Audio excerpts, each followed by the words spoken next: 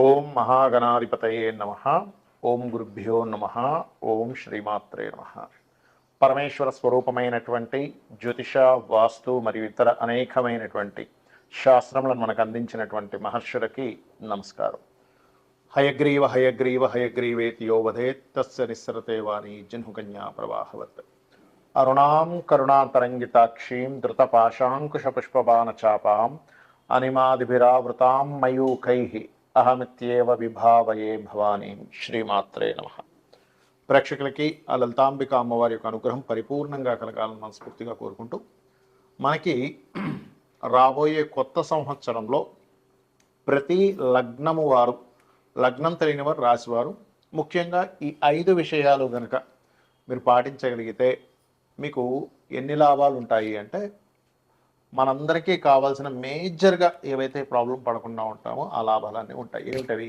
ఒకటి, అందరికీ కావాల్సింది ఏంటంటే డబ్బులు. అప్పు ఉండకుండా ఉండాలి, అప్పు తీరిపోవాలి, కాస్త ఫైనాన్షియల్గా గ్రోత్ ఉండాలి కదా.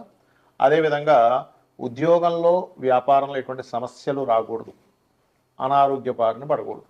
ఇక మిగతావన్నీ కూడా చిన్న చిన్నగా మనకి చూడండి, ఇప్పుడు వివాహం అవ్వాలనో, ఇల్లు కట్టుకోవాలనో, ఇవన్నీ తర్వాత వస్తాయి. కానీ ఈ యొక్క విషయాల్లో మీకు బాగుండాలి అంటే అసలు మనం మేజర్ ప్లానెట్స్నే ఎప్పుడు కూడా సంవత్సర ఫలితాల్లో తీసుకుంటాం. ఈ మేజర్ ప్లానెట్స్ కానివ్వండి, మీకుండేటువంటి సహజంగా ఫలానా లగ్నంలో ఒక జీవుడు జన్మించాడు అంటే పర్టికులర్గా ఆ జాతకుడు, అమ్మాయి కావచ్చు, అబ్బాయి కావచ్చు, ఏ పరిహారం, ఏ దేవతను ఆరాధిస్తే బాగుంటుంది, ఈ సంవత్సరంలో మీరు ఏ దేవతను ఆరాధించాలి, ఎటువంటి పదార్థాలను గోవుకు తినిపించాలి, ఏ గ్రహం దగ్గర దీపారాధన చేయాలి అనేటువంటి విషయాలను ఒక్కొక్కటిగా చెప్పుకుందాం. ఈ యొక్క విషయాలు చెప్తుంది నేనైనప్పటికీ కూడా చెప్పిస్తుంది సాక్షాత్ లలితా అమ్మవారిగా భావిస్తూ తెలుసుకుందాం. వృషభ లగ్నము, వృషభ రాశి.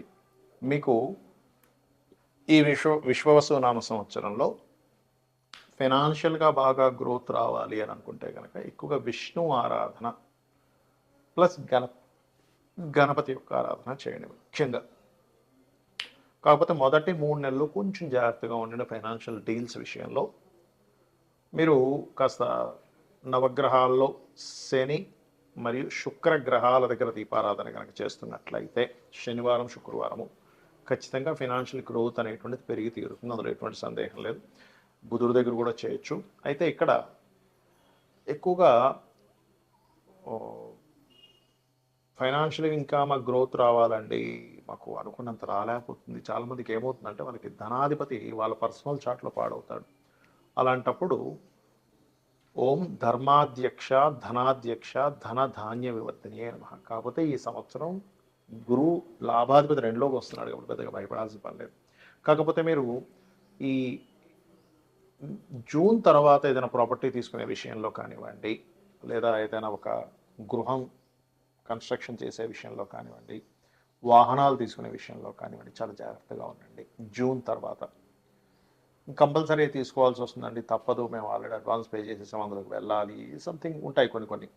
అలాంటప్పుడు సూర్యుడిని, గణపతిని ఎక్కువ ఆరాధించండి. లేదా కొనుక్కుందాం అనుకుంటున్నాం, ఏవో తెలియని ఆటంకాలు కలుగుతున్నాయి అన్నప్పుడు కూడా మీరు సూర్యకేతు గ్రహాల దగ్గర దీపారాధన చేయడము, సూర్య ఆరాధన, గణపతి ఆరాధన కనుక చేసినట్లయితే ఆటంకాలు తగ్గుతాయి. కేవలం దాని విషయంలోనే కాదు, విద్యా విషయంలో కూడా. మరి ఇక్కడ కెరియర్ రిలేటెడ్ సంబంధించిన విషయంలో మీకు అభివృద్ధి కావాలి అంటే ఏం చేయాలి? దశమాధిపతి, భాగ్యాధిపతి వక్రే అయ్యి జలరాశుల్లోకి ఎంటర్ అయ్యాడు శని మీకు. కాబట్టి పర్టికులర్గా నీరు ఉండేటువంటి ప్రాంతాలకు దగ్గరలో ఉండేటువంటి సిటీస్ కొన్ని ఉంటాయి, అక్కడ మీరు ఎంచుకోవడం కానీ, అంటే అటువంటి ప్రాంతానికి వెళ్ళి అక్కడ ఉద్యోగం కోసం ఎంచుకోవడం కానీ, అలాగే కాస్త మీరు మాణిక్యం ఒకటాకార జానుద్వయ విరాజితాయే నమః అనే నామస్మరణ మీకు చక్కగా ఫలితాలు ఇస్తుంది. కాకపోతే ఇక్కడ ఈ అప్పులు తీరాలి అని అనుకుంటే మాత్రం మీరు ఎక్కువగా చేయవలసింది ఓం అపర్ణాయే నమః అని మాత్రం ఎక్కువగా చేయండి. చేస్తూ శుక్రుడు సహజంగానే మీకు కొంతవరకు శుభుడు అవుతాడు, లగ్నాధిపతి అవుతాడు కాబట్టి. కాకపోతే మీరు ఇక్కడ అప్పు మరింత ఎక్కువగా తీరాలి అని అనుకుంటే గోంగూర మరియు మనకి అరటికాయలు అంటారు, చిన్నగా కట్ చేయండి. అరటికాయలు కట్ చేసి మీకు దగ్గరలో గోశాల ఉన్నట్లయితే గోవులకు తినిపిస్తూ అపర్ణాయ నమః అని మంత్రం చేయండి. తొందరగా మీకు అప్పుల బాధలు అనేటువంటివి తగ్గుతాయి. అయితే చాలామందికి జాతకాలు ఉండవు. డేట్ ఆఫ్ బర్త్ రాయరు వాళ్ళ పెద్దవాళ్ళు, లేకపోతే డేట్ ఆఫ్ బర్త్ రాస్తే టైం రాయరు, దానివల్ల లగ్నం తెలియదు.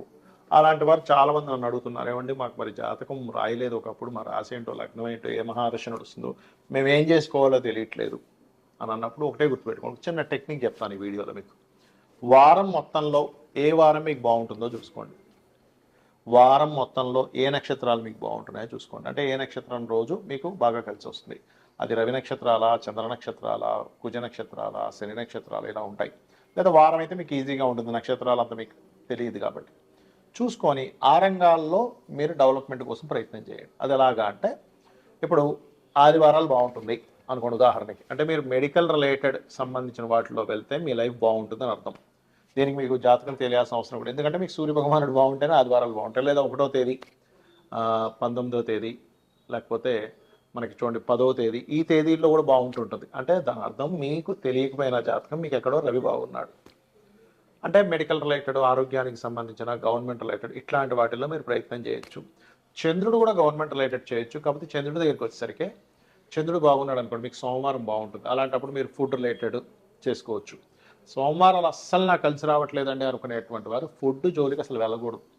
ఫుడ్ సంబంధించి పెట్టుతున్నారంటే ఇబ్బంది పడుతూనే ఉంటారు. అలాగే మరొక విషయం ఏంటంటే, ఇక్కడ ఈ యొక్క ప్రయాణాలకు సంబంధించింది, ఫుడ్ రిలేటెడ్ సంబంధించినవి ఇవి బాగుంటాయి. ఏది మీకు సోమవారం బాగుంటాయి. లేదా 2వ తేదీ, మీ 2 వచ్చేది ఏదైనా 2, 11, 20, 29 ఇవన్నీ అంటే 2 అంకె వచ్చే రోజులు మీకు బాగుందంటే చంద్రుడు బాగున్నాడు అర్థం మీ జన్మ జాతకంలో.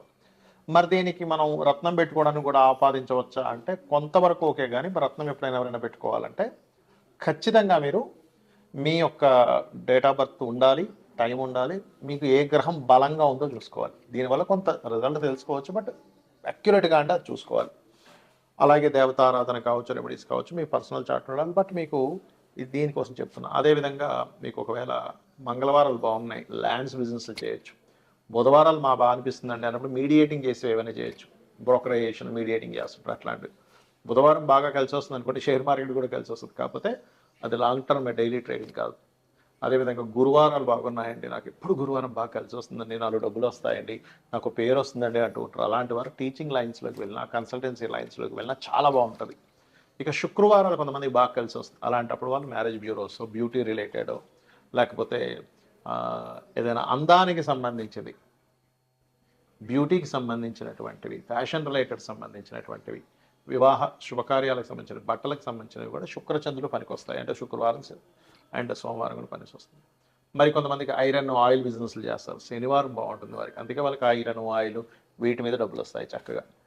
అదేవిధంగా మరి అయిపోయాయి కదండి, మనకేమో 7 రోజులు చెప్పారు, గ్రహాలేమో 9 కదా అంటే, రాహుకి సంబంధించిన సాఫ్ట్వేర్స్ ఏమైనా ఉంటే కనుక మీకు రాహు బాగున్నాడంటే శనివారం కలిసి వస్తుంది, కేతు బాగున్నాడంటే మంగళవారం కలిసి వస్తుంది.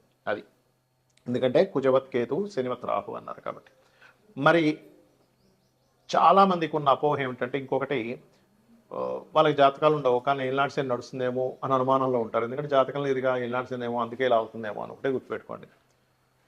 ఏలినాటి శని అనే కాన్సెప్ట్ ఎప్పుడు కూడా మిమ్మల్ని స్లో అవుతాయి పనులు, అంతేగాని మీ విజయానికి ఇక్కడ ఆపడు. నేను ఈ విషయంలో 10 ఏళ్ళ నుంచి చెప్తున్న ఉదాహరణ, స్వర్గీయ ఎన్టీ రామారావు గారి విషయంలో కావచ్చు, మన జగన్ గెలిచినప్పుడు కావచ్చు, గత 5 years బ్యాక్ చంద్రబాబు నాయుడు గారు గెలిచినప్పుడు కావచ్చు, అదేవిధంగా మోడీ గారు, పీఎం మోడీ గారు ఏలినాటి శనిలోనే ఆయన పీఎంగా కూడా కొనసాగుతూ వచ్చారు. 3rd term కూడా అర్ధాష్టమ శనిలో అని చెప్తూ వస్తున్నారు. కాబట్టి ఫస్ట్ మీ మైండ్లో నుంచి ఆ నెగిటివ్ థాట్ తీసేసేయండి. ఎప్పుడు కూడా మన థాట్సే మన జీవితం, గుర్తుపెట్టుకోండి.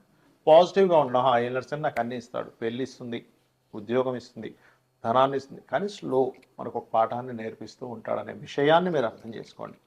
అలాగే మరొక విషయం ఏంటంటే, ఇక్కడ మీరు అందరికీ ఏలినాటి శని, అర్ధాష్టమ శని, అష్టమ శని ఇబ్బంది పెట్టాలని కూడా రూల్ లేదు. మీ కర్మ మీ యొక్క మహాదశ అంతర్దశని బట్టి ఉంటుంది. ఇవేమీ కాదు, నాకు అసలు ధనయోగాలే లేవు, ధన సంబంధమైనటువంటి విషయాలు నేను బాగా కలిసి రావాలనుకుంటున్నాను, ఏం చేయాలంటే యంత్రాలు ఉంటాయి దానికి. అంటే లక్ష్మీదేవికి సంబంధించిన ఒక యంత్రం పెట్టుకొని నిత్యము దానికి సంబంధించినటువంటి కొన్ని విధి విధానాల్లో కనుక ఆ యంత్రానికి శక్తిని చేకూర్చి కనుక చేయగలిగితే కూడా మీకు మీ కర్మలో, మీకు పూర్వజన్మలో చేసుకున్నటువంటి కర్మలో లేకపోయినా ఇప్పుడు చేసేటువంటి ధార్మికంగా, ఇప్పుడు మీరు భక్తి శ్రద్ధలతో చేసేటువంటి పూజాది కార్యక్రమాల వల్ల కూడా అమ్మవారు అనుగ్రహిస్తుంది. లేదా మీకు అంత స్తోమత లేదు యంత్రం తయారు చేయించుకోవడం, దానికి చాలా కాస్ట్ అవుతుంది కాబట్టి అంత నాకు స్తోమత లేదు అనుకునేటువంటి వారు సింపుల్గా కూడా చేయొచ్చు. అలాగా ఓం సంపత్కరీ సమారూఢ సింధుర వ్రజ సేవితాయ నమః అని చేసుకోండి, అన్ని విధాలా మీకు బాగుంటుంది.